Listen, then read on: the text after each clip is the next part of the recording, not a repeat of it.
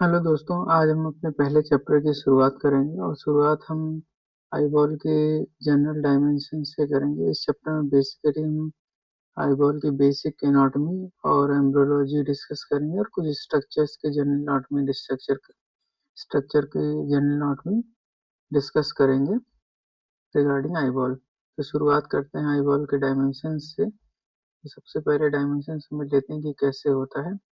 Eyeball का anterior posterior मतलब cornea से लेके रेटिना तक का जो डायमीटर है वो 24.4 mm है। ठीक है। और हॉरिजॉन्टल डायमीटर वो भी ऑलमोस्ट यही डायमीटर है जो 23.5 mm होता है। वर्टिकल डायमीटर ये डायमीटर है जो हम वर्टिकली नापते हैं। इसका मेजरमेंट 23 mm है। सरकमफ्रेंस का मतलब है आईबॉल की पूरी गोलाई की नाप, ये है 75 mm। और अगर वॉल्यूम की बात करें तो वॉल्यूम है 6.5 ml। कहीं कहीं हमें सीसी भी लिखा हुआ मिलता है, तो दोनों ऑप्शन राइट है। आईबॉल का वेट कितना होता है? वेट होता है 7 ग्राम, या कहीं पे आपको 6.5 ग्राम पे मिले तो वो भी सही ऑप्शन हो सकता है, डिपेंड करता है ये ऑप्शन पे क्या है। अब बात करते हैं कोड्स ऑफ आईबॉल की। तो आईबॉल को 3 कोड में डिवाइड किया था: fibrous code, vascular code, nervous code. Fibrous code सबसे बाहरी कोड होता है जिसका 1/6 पार्ट होता है ट्रांसपेरेंट, जिसको हम कॉर्निया कहते हैं। और 5/6 ओपेक होता है जिसे हम स्क्लेरा के नाम से जानते हैं। और स्क्लेरा और कॉर्निया का जो जंक्शन है यहाँ पे, इसको हम लिम्बस बोलते हैं। लिम्बस ट्रांजिशन जोन है कॉर्निया और स्क्लेरा का। इसके बाद आता है आयरिस वैस्कुलर कोड। यहाँ पे मैक्सिमम ब्लड सप्लाई होती है, उसको इसीलिए हम वैस्कुलर कोड बोलते हैं। वो उसमें होता है आयरिस, सीलरी बॉडी यहाँ पे, और कोराइड जो स्क्लेरा के अंदर इनर स्ट्रक्चर है। ये 3 पार्ट आते हैं वैस्कुलर कोड में: आयरिस, सीलरी बॉडी, कोराइड। और नर्वस कोड सबसे इनर कोड है जिसमें रेटिना आता है, जहाँ पे हमारा विजुअल सेंसेशन प्रोड्यूस होता है। अब हम बात करते हैं सेगमेंट्स की, जिसमें बहुत ज़्यादा कन्फ्यूजन रहता है आप बच्चों को कि सेगमेंट और चैम्बर्स में। तो हम इसमें पहले अंतर समझ लेते हैं। ये मान लो आईबॉल है और यहाँ पे लेंस है। तो लेंस के इस साइड जितना पार्ट है कॉर्निया से लेंस के बीच में, ये है एंटीरियर सेगमेंट। और लेंस से रेटिना तक है, ये है पोस्टीरियर सेगमेंट। ठीक है, तो ये समझ में आया। अब चैम्बर की बात करते हैं।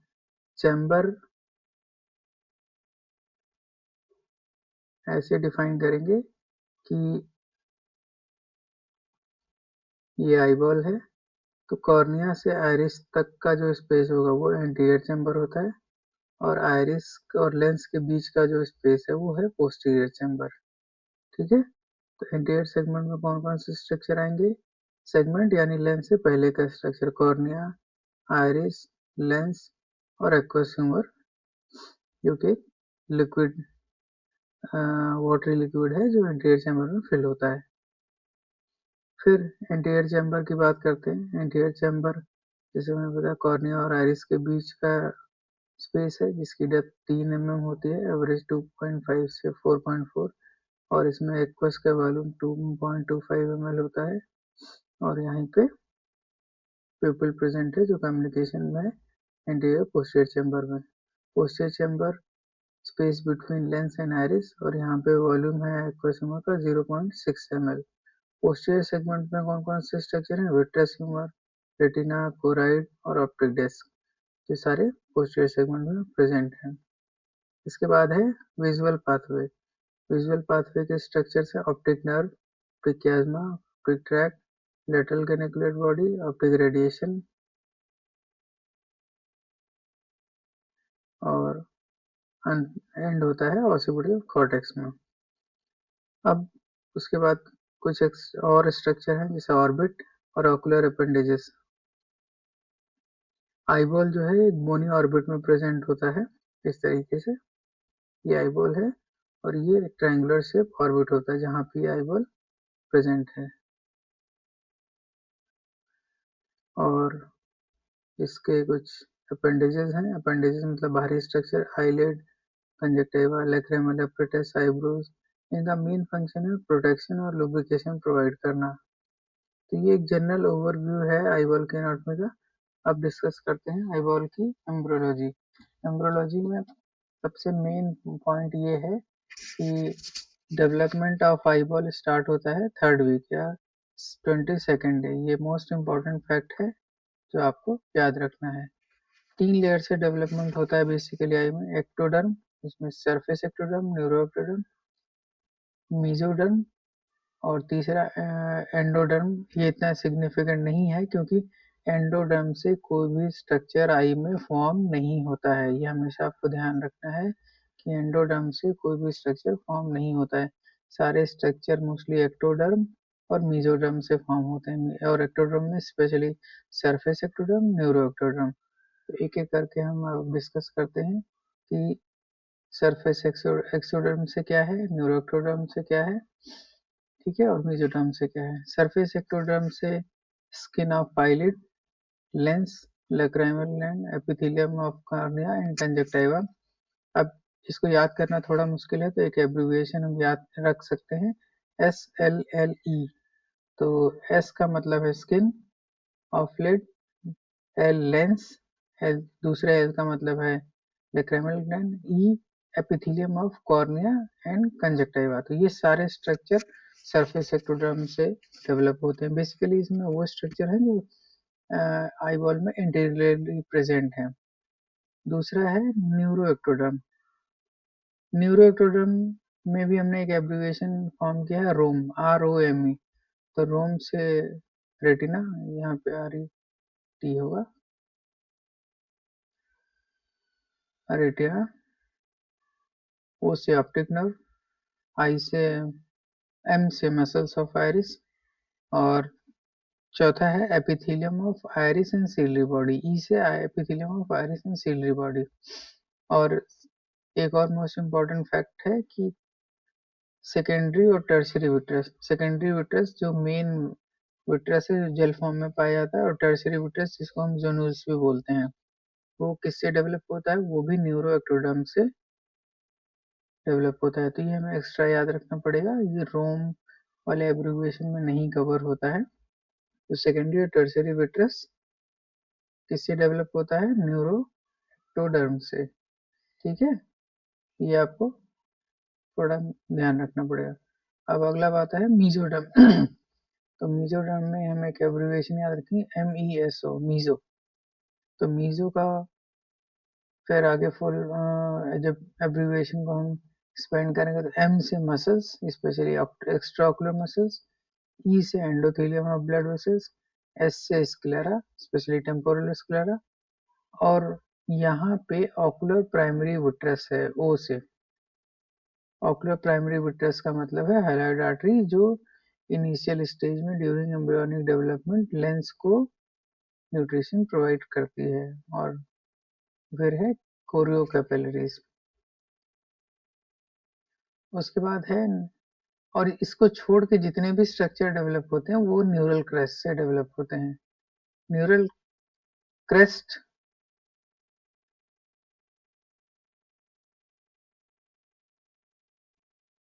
से कौन कौन से स्ट्रक्चर डेवलप होते हैं उसको याद रखने के लिए एक एब्रिविएशन हम यूज कर सकते हैं, क्रेस्ट, CREST। तो C से कॉर्नियल एंडोथेलियम, S से स्ट्रोमा, T से ट्रेबेकुलर मेशवर्क,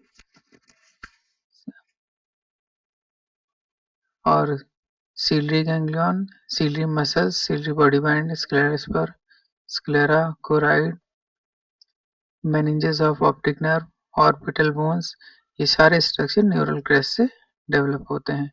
यानी जितने भी स्ट्रक्चर एक्टोडर्म, मेसोडर्म, इसमें न्यूरो और सरफेस एक्टोडर्म को छोड़ के जितने भी स्ट्रक्चर हैं वो सारे किससे डेवलप हो रहे हैं? न्यूरल क्रस्ट से। तो एक आसान तरीका है कि आप एक्टोडर्म याद कर लो, मेसोडर्म याद कर लो, ठीक है। और एंडो से तो कोई स्ट्रक्चर डेवलप हो नहीं रहा है, तो अगर एंडोडर्म से कोई स्ट्रक्चर पूछता है तो वो ऐसा कोई भी स्ट्रक्चर है ही नहीं जो आई में डेवलप हो रहा है, बाकी सारे न्यूरल क्रस्ट से हैं, ठीक है।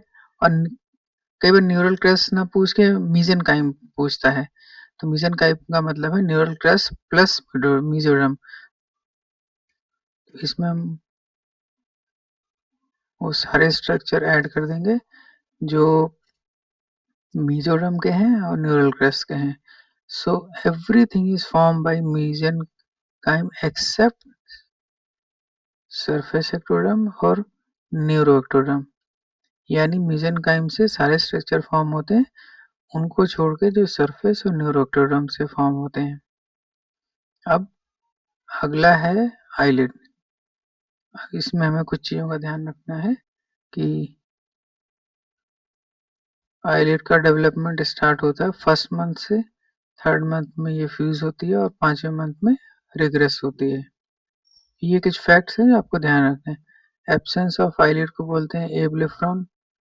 Failure to separate the eyelid, यानी थर्ड मंथ में जो फ्यूज है फिर सेपरेशन अगर फेल हो जाता है तो उसको क्रिप्टोथर्मस बोलते हैं। फेलियर ऑफ रिग्रेशन, इसको एंकाइलोब्रेफ्रॉन बोलते हैं। नेक्स्ट, लेंस का क्वेश्चन बहुत पूछा जाता है, तो लेंस का डेवलपमेंट स्टार्ट होता है फोर्थ वीक में, fourth week of gestation period में।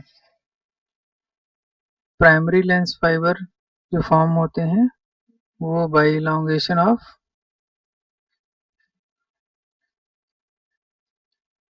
Posterior epithelium in 0 to 3 months, जो कि एम्ब्रियोनिक न्यूक्लियस फॉर्म करते हैं जहाँ पे वाई सूचर्स पाए जाते हैं। तो कई बार क्वेश्चन पूछा जाता है कि वाई सूचर्स कहाँ पाए जाते हैं, तो उसका आंसर है एम्ब्रियोनिक न्यूक्लियस।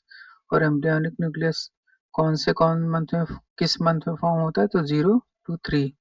और सेकेंडरी लेंस फाइबर फॉर्म होते हैं इक्वेटोरियल सेल्स से ऑफ एंटीरियर एपिथेलियम सेल्स। और इसके बाद तीन और न्यूक्लियस हैं, फीटल, इन्फेंटाइल, एडल्ट।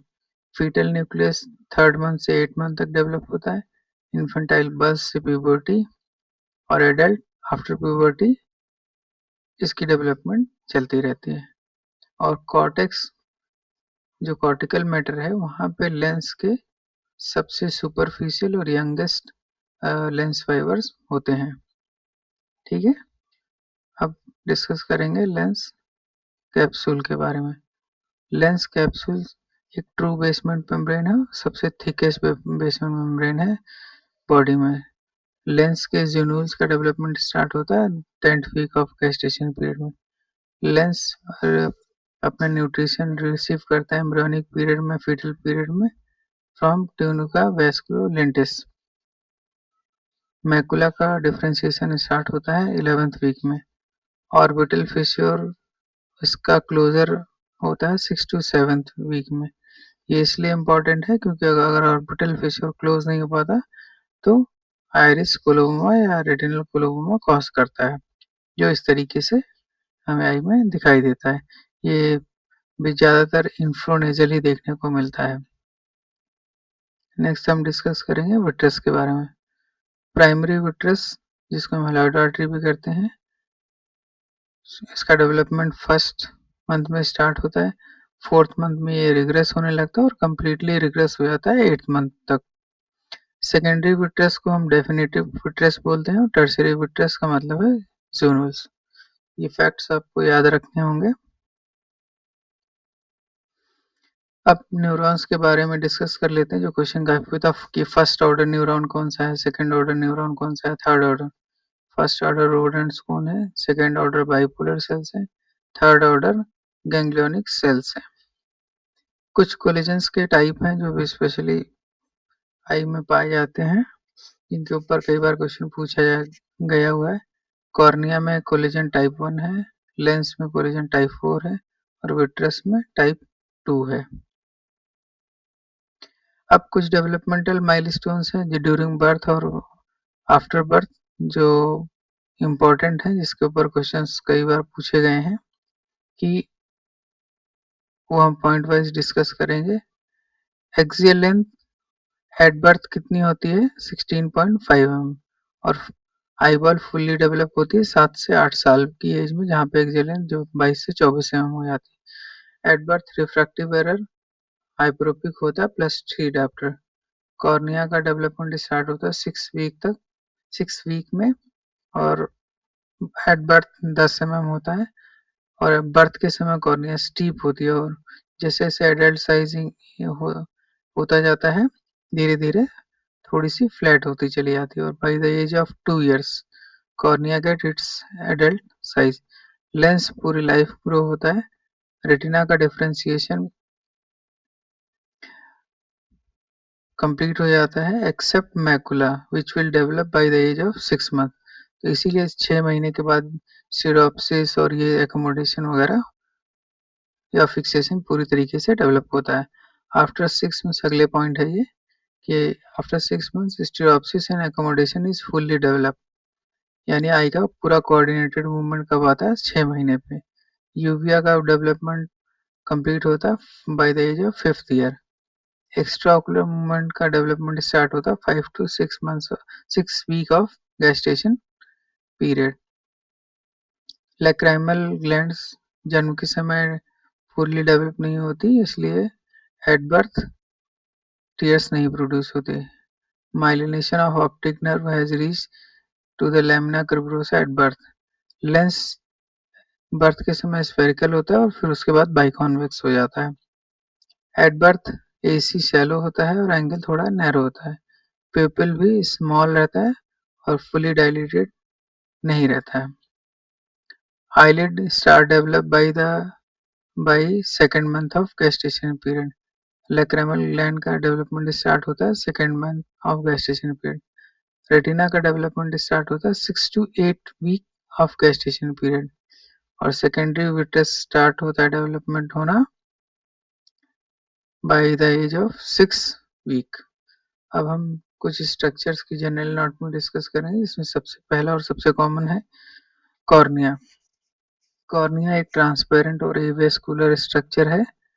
ये एंटीरियर 1/6 पार्ट ऑफ आईबॉल को कवर करता है। इसका शेप प्रोलेट है, यानी सेंटर में कॉर्निया स्टीप होता है और पेरिफेरी में थोड़ा फ्लैट होता है। कुछ वेरिएशंस में है, जैसे ऑबलेट ऑबलेट में थोड़ा अपोजिट हो जाता है, सेंटर में थोड़ा फ्लैट है और यहाँ पे स्टीप है।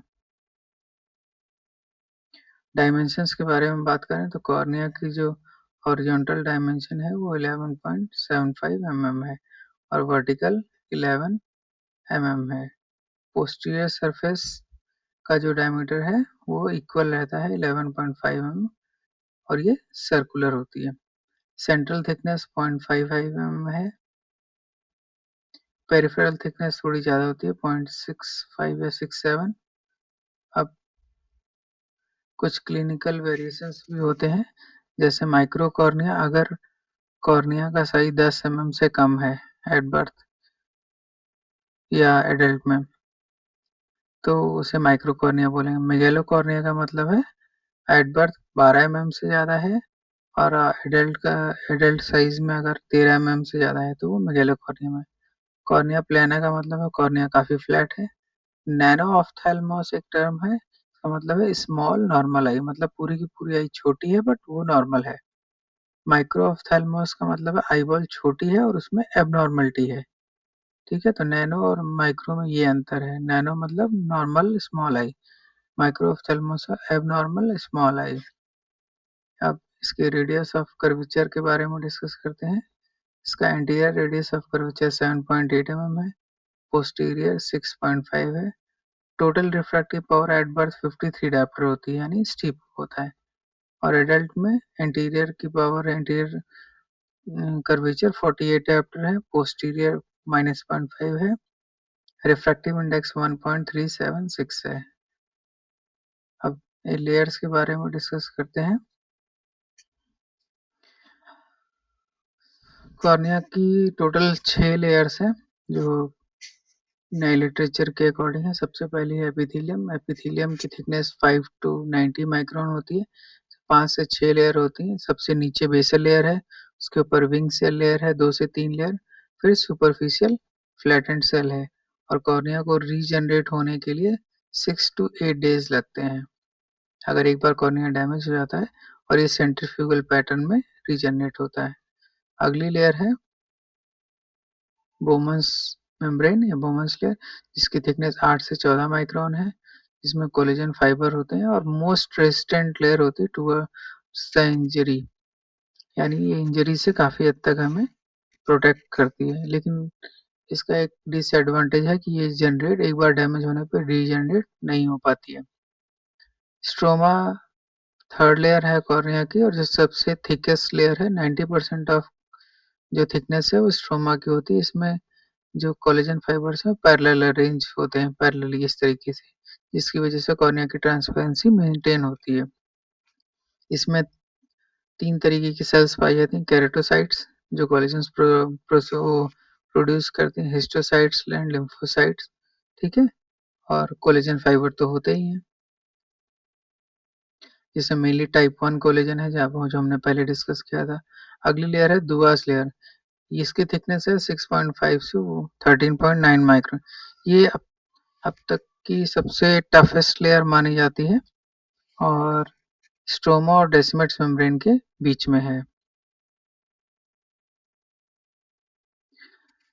नेक्स्ट है डेसिमेट्स मेम्ब्रेन, जिसकी थिकनेस एट बर्थ 3 माइक्रोन है और एडल्ट में 10 से 12 माइक्रोन है। ये काफ़ी इलास्टिक और स्ट्रॉन्ग लेयर होती है, और यह इजीली रीजनरेट हो जाती है। तो ये कौन कौन सी लेयर जनरेट होती है, कौन सी नहीं होती, ये आपको ध्यान रखना पड़ेगा। एंडोथेलियम एक सिंगल हेक्सागोनल सेल्स की लेयर है। इस तरीके से इसका साइज होता है हेक्सागोनल। थिकनेस है इसकी 5 माइक्रोन।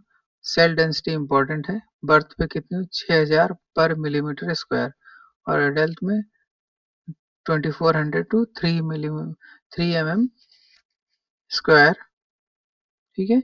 ये एक नॉर्मल काउंट है इसकी सेल डेंसिटी की। और ये भी सेल्स रीजनरेट नहीं होती हैं। तो कौन कौन सी नहीं होती है?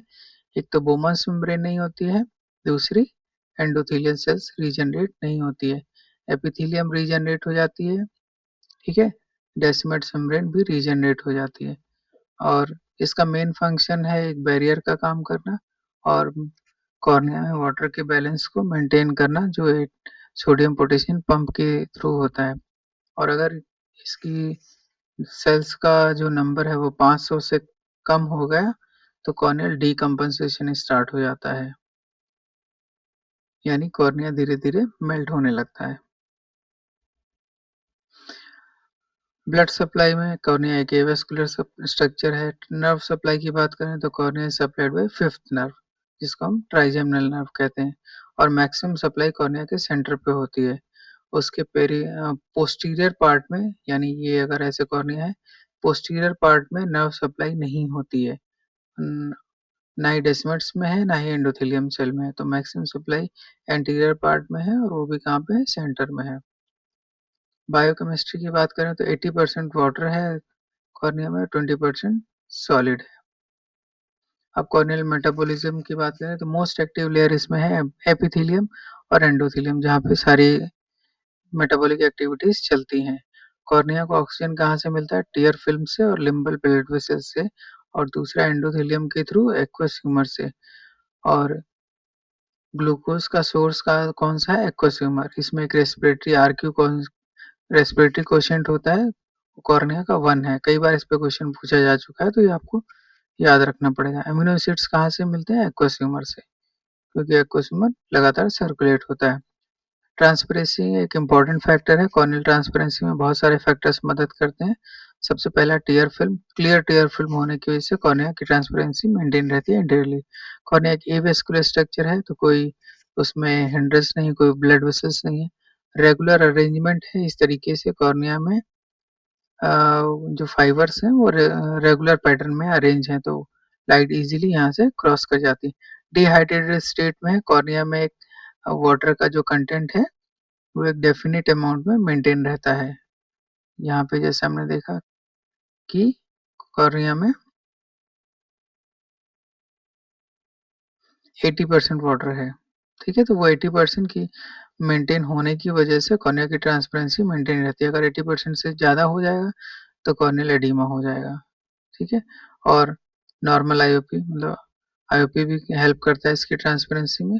कॉर्निया क्रिस्टलन, क्रिस्टलन का मतलब है एक रेगुलर पैटर्न वहाँ पे फाइबर्स का है, जिसकी वजह से ट्रांसपेरेंसी मेंटेन रहती है। कॉर्निया के बाद अगला स्ट्रक्चर या ट्रांजिशन जोन जिसे कहते हैं वो लिम्बस है। लिम्बस कॉर्निया और स्क्लेरा के बीच का एक ट्रांजिशन जोन है। इसकी जो थिकनेस है वो 2 mm है बिटवीन कॉर्निया एंड स्क्लेरा, और इसके एपिथेलियम में 10 से 12 लेयर्स होती हैं, तो काफी थिक होता है ये। अगला स्ट्रक्चर है स्क्लेरा। स्क्लेरा ओपेक रहता है, fifth six part of outer coat of eyeball है। थिकनेस में कुछ फैक्ट्स इंपॉर्टेंट है इसके। पोस्टीरियरली 1 mm होता है जो सबसे थिकेस्ट है, और सबसे थिनेस्ट कहाँ पे होता है, जहाँ पे मसल्स इंसर्ट होती हैं। इक्वेटर पे 0.4 टू 0.6, नियर लिम्बस 0.8 mm होता है। कुछ स्पेशलाइज स्ट्रक्चर है scleral spur near Schlemm's canal. Scleral spur यहाँ पे है, जैसे ये आयरिस है, ठीक है। और यहाँ पे एंगल में है scleral spur near Schlemm's canal, जहाँ से एक्वस ट्रेन हो रहा है। लेमिना क्रिब्रोसा यहाँ पे पोस्टीरियरली है, ठीक है, जहाँ से ऑप्टिक नर्व का एग्जिट होता है। और इसमें 3 लेयर्स होती हैं। एपिस्क्लेरा जो वेस्कुलर लेयर है, स्क्लेरा प्रॉपर जिसमें कोलेजन फाइबर्स होते हैं, लेमिना फ्यूस्का जो एंटीरियर पिगमेंटेड लेयर है। और इसकी नर्व सप्लाई है लॉन्ग और शॉर्ट सिलरी नर्व से। ये एज इट इज क्वेश्चन ऐसे पूछा जाता है। बायोकेमिस्ट्री के बारे में डिस्कस करें तो 70% वाटर है, 25 to 30% कोलेजेंस है। इसका एक स्वेलिंग प्रेशर होता है 10 to 17 mm, और जो इसको विस्कोइलास्टिक सपोर्ट, ये और इसका मेन फंक्शन है विस्कोइलास्टिक सपोर्ट प्रोवाइड करना आई को। अब नेक्स्ट स्ट्रक्चर है लेंस, जिसके हम एनाटॉमी और फिजिकल कैरेक्टरिस्टिक डिस्कस करेंगे। बात करते हैं शेप की और डायमेंशन की। तो लेंस का शेप ऐसा है कि हम पहले ही बता चुके हैं, लेंस पूरी तरीके से ट्रांसपेरेंट होता है, बाइकॉन्वेक्स है। कहाँ पे सिचुएटेड है ये, तो ये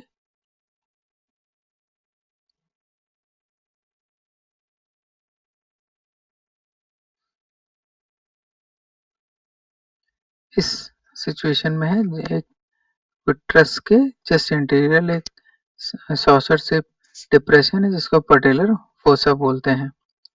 और इसकी डायमेंशंस के बारे में बात करें तो इसका जो इक्वेटोरियल डायमीटर है वो 6.5 mm है एट बर्थ, यानी ये वाला। और एडल्ट में ये इंक्रीज होके 9 to 10 mm हो जाता है। थिकनेस की बात करें तो 3.5 mm, और ओल्ड एज में जैसे जैसे इसकी थिकनेस बढ़ती जाती है वो 5 mm तक इंक्रीज हो जाता है। इसका वेट, लेंस एक ऐसा स्ट्रक्चर है जो पूरी लाइफ ग्रो करता रहता है, ठीक है। और ये एट बर्थ रफली 65 मिलीग्राम के अप्रोक्स होता है, और एडल्ट में 260 mg के अप्रोक्स इसका वेट हो जाता है। सरफेस की बात करें तो इसका एंटीरियर सरफेस और पोस्टीरियर सरफेस, पोस्टीरियर सरफेस ज़्यादा कर्व है जिसकी रेडियस ऑफ कर्वेचर 6 mm है, एंटीरियर की 10 mm है। अब ऑप्टिकल प्रॉपर्टीज की बात करें तो इसका रिफ्रैक्टिव इंडेक्स 1.39 है जो एवरेज है, कॉर्टेक्स का 1.38 और न्यूक्लियस का 1.4। Total refractive power 16 to 17 dioptre होती है। एकोमोडेशन पावर मतलब लेंस अपनी पावर कितनी इंक्रीज कर सकता है विद एज, तो धीरे धीरे एज के साथ एकोमोडेशन पावर घटती जाती है, ठीक है। From 16 dioptre to 14 to 16 dioptre at birth, और 1 से 2 डायोप्टर बचती है 50 ईयर्स की एज में। कलर धीरे धीरे शुरुआत में यंग एज में, क्योंकि लेंस एक ट्रांसपेरेंट स्ट्रक्चर है, धीरे धीरे इसका कलर एज के साथ जैसे जैसे कैटरेक्ट बढ़ता है वो कलर येलो, ऑरेंज, फिर अंबर कलर में कन्वर्ट होता जाता है। कॉर्टेक्स लेंस के बेसिकली 2 पार्ट हैं, एक न्यूक्लियस, ये कॉर्टेक्स। तो कॉर्टेक्स थोड़ा सॉफ्टर पार्ट है, न्यूक्लियस हार्डर है क्योंकि सारे फाइबर्स यहीं पे ग्रो होके अंदर की ओर इकट्ठा होने लगते हैं। लेंस एक एवेस्कुलर स्ट्रक्चर है जहाँ पे कोई भी नर्व कनेक्टिव टिश्यू नहीं होती है। लेंस का जो पहले कैप्सूल जैसे हम बात कर चुके हैं कि उसमें टाइप 4 लेंस में टाइप 4 कोलेजन होते हैं और सबसे थिकेस्ट बेसमेंट मेम्ब्रेन है बॉडी में, ठीक है। उसके बाद लेंस की एपिथेलियम सिंगल लेयर होती है जो सारी लाइफ ग्रो करती रहती है। कोई भी पोस्टीरियर एपिथेलियम नहीं होती है। तो जितनी भी मेटाबॉलिक एक्टिविटीज हैं वो लेंस की एंटीरियर एपिथेलियम से ही सारी गवर्न होती हैं। उसको एनर्जी प्रोवाइड करना, कोई भी मेटाबॉलिक या कोई भी ट्रांसपेरेंट सॉरी ट्रांसपोर्ट की एक्टिविटी सारी एंटीरियर एपिथेलियम से ही सब कुछ गवर्न होता रहता है इसका। अब अगला अगर लेंस के न्यूक्लियस की बात करें तो लेंस में 4 न्यूक्लियस है। एम्ब्रियोनिक एम्ब्रियोनिक फर्स्ट 3 मंथ्स में फॉर्म होता है। फीटल 3 मंथ्स से बर्थ तक फॉर्म होता है। इन्फेंटाइल बर्थ से प्यूबर्टी और एडल्ट जो पूरी लाइफ फॉर्म होता रहता है। कॉर्टेक्स सबसे बाहरी पार्ट होता है लेंस का और लेंस को होल्ड करके रखते हैं जोन्यूल्स अपनी पोजीशन में, जो उसको एकोमोडेशन की फैसिलिटी भी प्रोवाइड करते हैं। लेंस में 65% वाटर होता है, 35% सॉलिड मटेरियल होता है जो उसकी ट्रांसपेरेंसी और रिफ्रैक्टिव इंडेक्स को मेंटेन करते हैं। लेंस के मेटाबॉलिज्म में कुछ पाथवेज हैं जो हमें पता होने चाहिए, ठीक है। Since the lens is avascular it relies on aqueous humor for glucose which process through 4 pathway, 4 pathway होते हैं इसमें। एक एनारोबिक ग्लाइकोलाइसिस जो 80%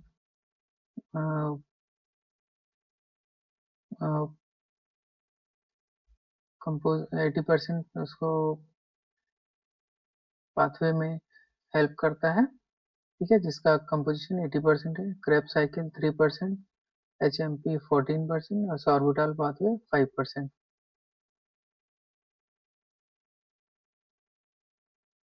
सॉर्बिटॉल पाथवे इसलिए इम्पोर्टेंट है क्योंकि डायबिटीज में जब हाई ग्लूकोज होता है तो ये पाथवे एक्सीलरेट हो जाता है, तो सॉर्बिटल एक्यूमुलेट होने लगता है। इसकी वजह से ऑस्मोटिक स्वेलिंग हो जाती है और लेंस में कैटरेक्ट बनने लगता है जिसको हम शुगर कैटरेक्ट, स्नोफ्लेक कैटरेक्ट भी हम कई बार बोलते हैं। अगला स्ट्रक्चर है रेटिना। रेटिना जो है सबसे इनर मोस्ट पार्ट है, सबसे थिन डेलिकेट स्ट्रक्चर है और सबसे हाईली डेवलप्ड टिश्यू है आई में। इसका एक्सटेंड होता है ऑप्टिक डिस्क से ओरा सेरेटा तक। थिकनेस की बात करें तो इसकी पोस्टीरियर पोल पे थिकनेस 0.56 mm है, इक्वेटर पे 0.18 to 2 mm है, ओरा सेरेटा पे सबसे थिन है 0.1 mm। और रेटिना के अलग अलग रीजन्स हैं इसमें ऑप्टिक डिस्क, मैकुला और पेरिफेरल रेटिना है। एक एक करके इसके बारे में डिस्कस करते हैं। ऑप्टिक डिस्क एक पेल पिंक और वेल डिफाइंड सर्कुलर एरिया है 1.5 mm का। इसके डायमीटर के बारे में कई बार क्वेश्चन पूछा जाता है, तो ऑप्टिक डिस्क का डायमीटर कितना होता है 1.5 mm, ठीक है। सारी जो रेटिना के लेयर्स हैं यहीं पे आके टर्मिनेट होती हैं और विच पास थ्रू फिर लेमिना कर्बोसा से होते हुए ऑप्टिक नर्व में इंसर्ट हो जाती है। फिजियोलॉजिकल कपिंग कप क्या है? डिप्रेशन है बेसिकली इन डिस्क में वेयर सेंट्रल रेटिनल वेसल्स मर जहाँ से वेसल्स आईबॉल में एंटर करती हैं। क्लिनिकल सिग्निफिकेंस क्या है कि अगर दोनों के कप में एसिमेट्री है तो हम उसमें उस पेशेंट में ग्लूकोमा सस्पेक्ट करते हैं और ग्लूकोमा इन्वेस्टिगेशन कराते हैं।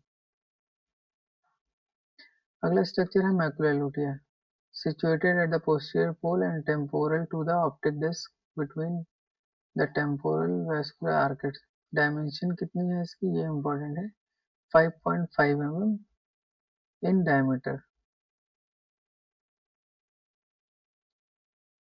Composition: yellow color is caused by accumulation of carotenoids।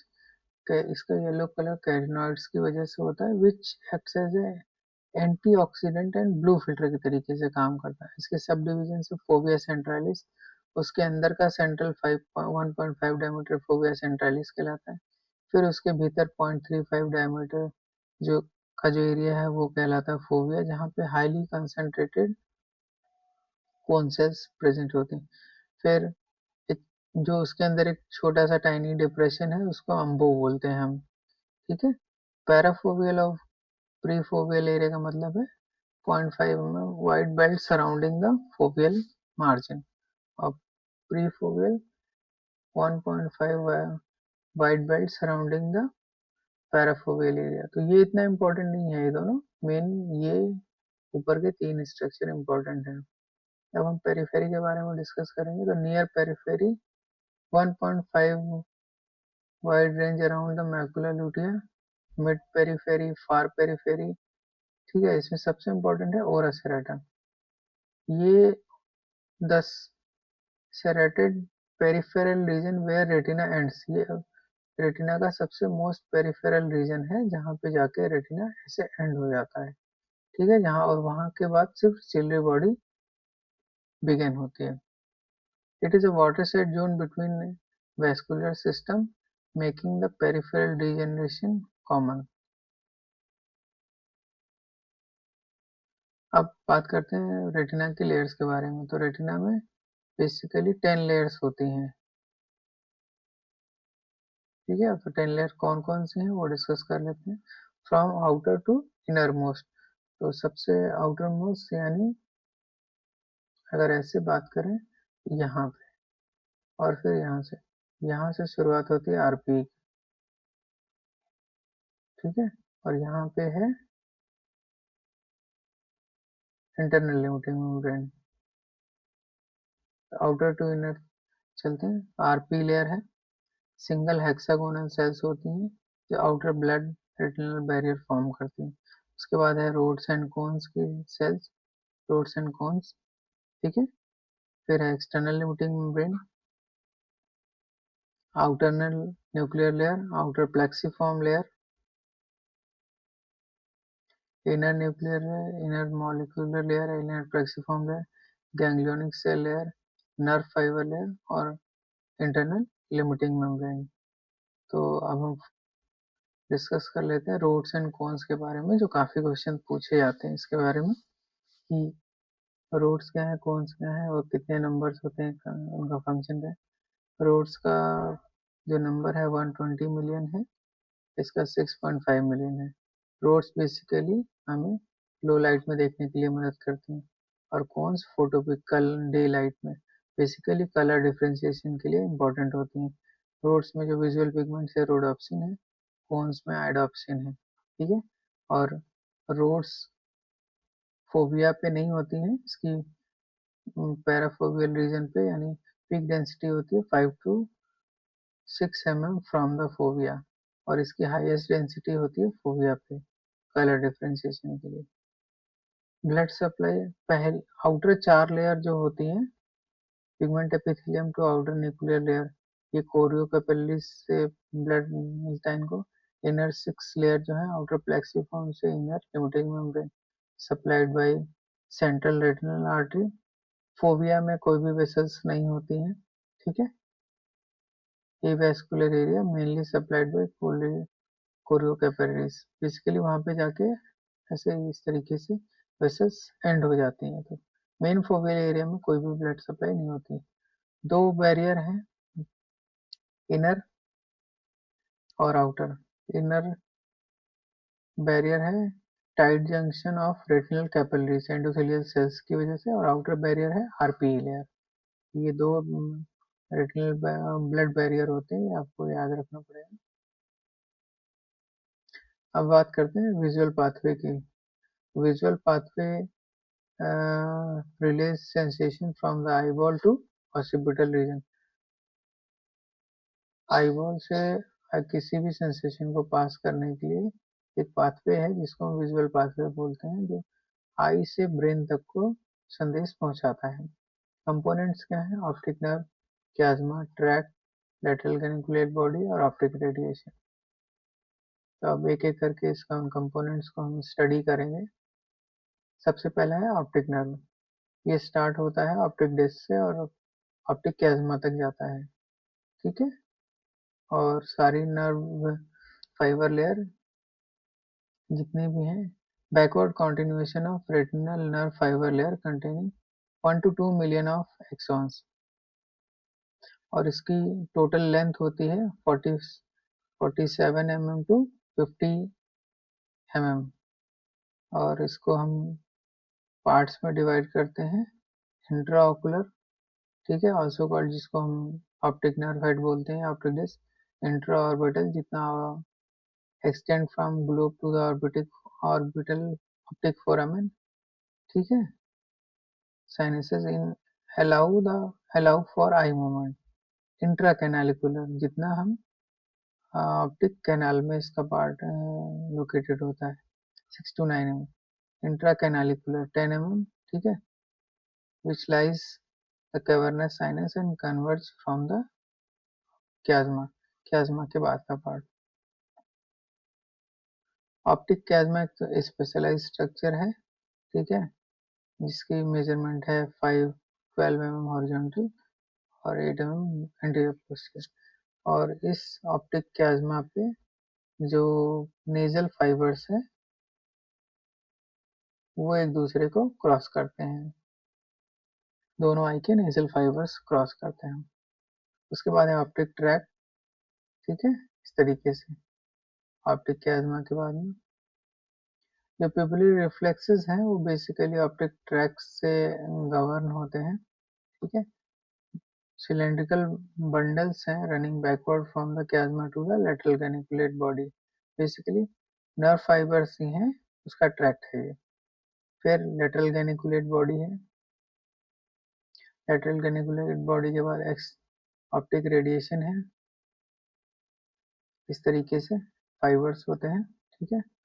Extend from lateral geniculate body to visual cortex, और ये फाइनली जो ऑप्टिक रेडिएशन है ये विजुअल कॉर्टेक्स में जाके मर्ज हो जाते हैं।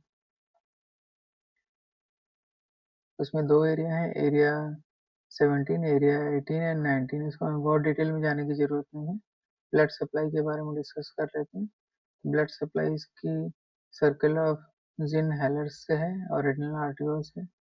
ऑप्टिक कैज़मा की blood supply basically internal carotid artery and cerebral artery से है। इसको बहुत डिटेल में आपको पढ़ने की जरूरत नहीं है, बेसिकली इनके पार्ट्स और रीजन्स के बारे में पूछा जाता है, वो इम्पोर्टेंट है, तो हम रीजन्स के बारे में डिस्कस कर लेते हैं। तो जैसे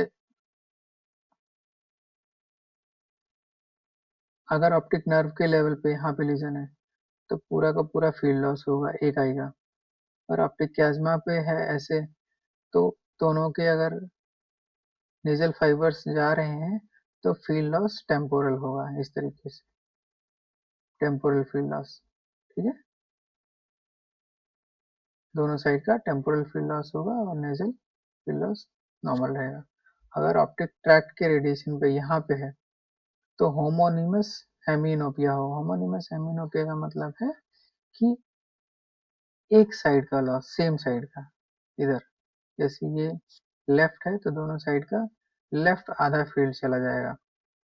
और विजुअल कॉर्टेक्स के सॉरी, हाँ, अगर ऑप्टिक रेडिएशन के लेवल पे है तो क्वाड्रेंटेनोपिया होगा, इस तरीके से, ऐसे। ये एक चौथाई लॉस होता है बस। और विजुअल कॉर्टेक्स के लेवल पे है तो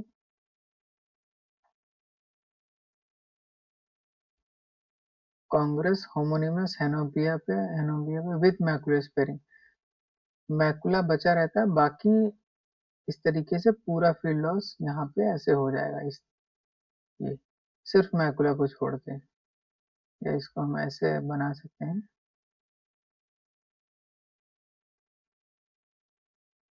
ये पूरा फील्ड लॉस होगा बट मैकुलर एरिया बचा रहेगा, और ये वाला एरिया इसमें कोई फील्ड लॉस नहीं होगा। तो लीजन्स का इम्पोर्टेंट है, ये आपको ध्यान रखना पड़ेगा। अब अगला स्ट्रक्चर है विट्रस ह्यूमर। विट्रस ह्यूमर की फिजिकल प्रॉपर्टी डिस्कस कर लेते हैं। इनर्ट नेचर है, ट्रांसपेरेंट है, 99% वाटर होता है, 1% सॉलिड होता है। इसका पीएच वैल्यू 7.2 है। वॉल्यूम टोटल 4 cc है या 4 ml जिसको हम बोल सकते हैं। वेट इसका है 4 ग्राम। रिफ्रैक्टिव इंडेक्स 1.336 और 90% लाइट को ये ट्रांसमिट होने देता है। अब सब डिविजन्स की बात करते हैं तो इसके 3 पार्ट में डिवाइड कर सकते हैं। बेसिकली 3 है। आउटर मोस्ट हेलॉइड लेयर, फिर कॉर्टिकल विट्रस, फिर medullary vitreous, Cloquet's canal. Outer outermost layer है ये, ठीक है।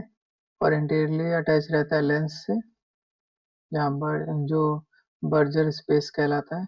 पोस्टीरियरली आईएलएम लेयर से होता है अटैचमेंट इसका। कॉर्टिकल विट्रस पेरिफेरल 2% वॉल्यूम, ये मेन मेटाबॉलिक सेंटर है जहाँ पे हेलोसाइट सेल्स होती हैं जो hyaluronic एसिड प्रोड्यूस करती हैं। फिर मेडुलरी विट्रस, जो मेन मास सेंट्रल मास है उसको मेडुलरी विट्रस बोलते हैं। यहाँ पे किसी तरीके की कोई सेल्स नहीं होती, कोई फाइबर्स नहीं होते। फिर क्लोकेट कैनाल है, ये बेसिकली एक खाली स्पेस होता है जहाँ पे थायराइड आर्टरी के रेमिनेंट्स होते हैं जो एम्ब्रियोनिक स्टेज में प्रोड्यूस होते हैं लेंस को न्यूट्रिशन प्रोवाइड करने के लिए, और बाद में रिग्रेस हो जाते हैं। बायोकेमिस्ट्री की बात करें तो यहाँ पे टाइप 2 कोलिजन्स हैं। हाइलुरोनिक एसिड है, ठीक है, मेनली इसको विस्कोसिटी प्रोवाइड करता है।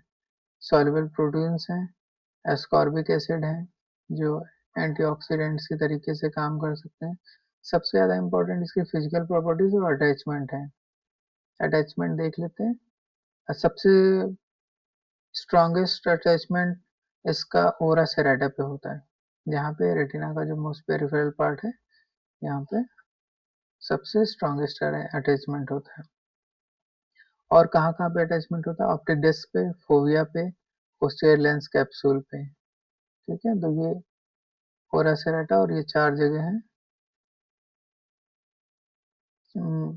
4 जगह मेन इसका अटैचमेंट होता है और सबसे स्ट्रॉन्गेस्ट आपको ध्यान रखना पड़ेगा कहाँ पे होता है, ओरा सेरेटा पे। विट्रस ट्रैक्ट, इसके बारे में बहुत डिटेल पढ़ने की जरूरत नहीं है, मेन अटैचमेंट तक ही हमें कवर करना है। तो ये इस तरीके से हमने पहला चैप्टर इसका कवर कर लिया है, ठीक है। अगर इसमें कोई डाउट है तो आप हमें कमेंट सेक्शन में भेज सकते हैं, उसका रिप्लाई भी हम आपको करेंगे। और वीकली जो डाउट सेशन रखा जाएगा उसमें हम इसके बारे में डिस्कस करेंगे।